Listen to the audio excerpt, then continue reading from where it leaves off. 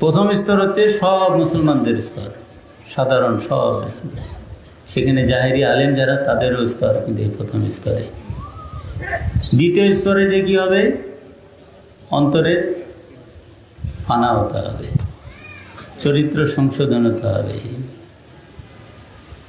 একদম ভালো মানুষ হয়ে যেতে হবে, ভিতর থেকে ভালো মানুষ। আর এটা করতে গেলে এই তরিকার, এই জিকিরের এই পথ ছাড়া কিন্তু আর হবে না। এরপরে হচ্ছে নফসের পরিশুদ্ধি, পবিত্রতা অর্জন করতে হবে। এই তৃতীয় স্তর হচ্ছে নফসে মুতমাইন্না অর্জিত হবে। এটাও তরিকার মাকামের সঙ্গে সম্পর্কিত, সয়রের সঙ্গে সম্পর্কিত। এর পরবর্তীতে কামালিয়াতের যে বিভিন্ন মাকাম, এই চতুর্থ স্তরে এই অর্জিত হয়। আর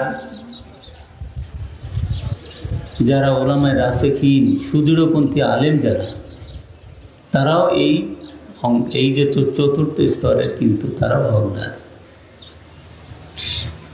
মুজাদ্দিদ আল ফিসানি শায়খ আহমেদ ফারুকী সেরিন্দি রহমতুল্লাহ বলছেন যে জাহেরি আলেম বৃন্দ যেন আবার নিজেদেরকে ওলামায়ে রাসিখিনের মতো চিন্তা না করে। কারণ ওলামায়ে রাসিখিন কারা? ওলামায়ে রাসিখিনের কিছু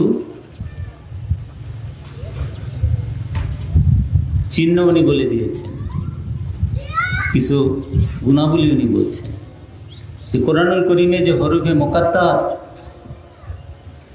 এবং মুতাশাবিহ যে সমস্ত আয়াত আছে, অত্যন্ত গূঢ় রহস্য কিন্তু এটা। এই বিষয়ে তারা অবগত থাকবে। এই অবগতি কিভাবে হবে? বাহ্যিক ইলম অর্জন করা হবে নাকি আল্লাহ পাকের পক্ষ থেকে দান করা হবে? আল্লাহ পাকের পক্ষ থেকে তাকে দান করা হবে। তা আল্লাহ পাকের পক্ষ থেকে দান করতে গেলে যদি কারো আত্মিক পরিশুদ্ধি, পবিত্রতা না থাকে, হবে এটা? এটা তো কলবের মাধ্যমে হবে। এরপরের যে বলছেন যে পঞ্চম স্তর, যে এটা হচ্ছে আল্লাহ পাকের অনুগ্রহ, তিনি যাহাকে ইচ্ছা দান করেন। আল্লাহ পাক অতি উচ্চ অনুগ্রহশীল। যালিকা ফাদলুল্লাহ ইউতিহি মান ইয়াশা আল্লাহু যুল ফাদলিল আযীম। ইয়া আল্লাহ পাকের অনুগ্রহ, তিনি যাকে ইচ্ছা দান করেন, তিনি অতি উচ্চ অনুগ্রহশীল।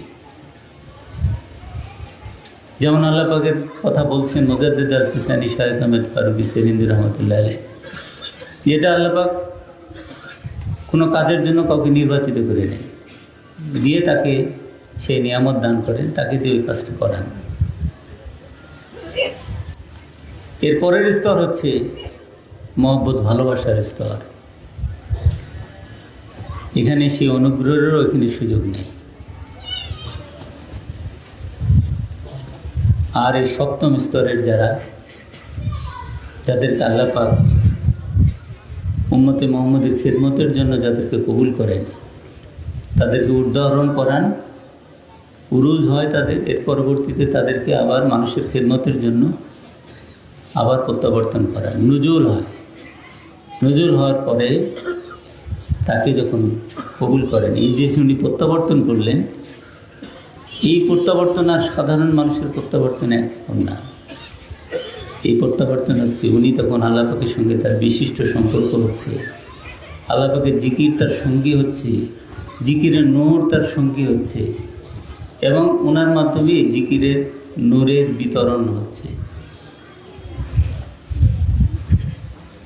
তো সুতরাং এইরকম বিশিষ্ট ব্যক্তিগণ যারা, তারাই হচ্ছেন খাঁটি কামেল মোকামেল পীর মুর্শেদ, যারা নবী পাক সাল্লাল্লাহু আলাইহি সাল্লামের পূর্ণ অনুসরণের যারা আল্লাহ পাক যাদেরকে সুযোগ দান করেছেন।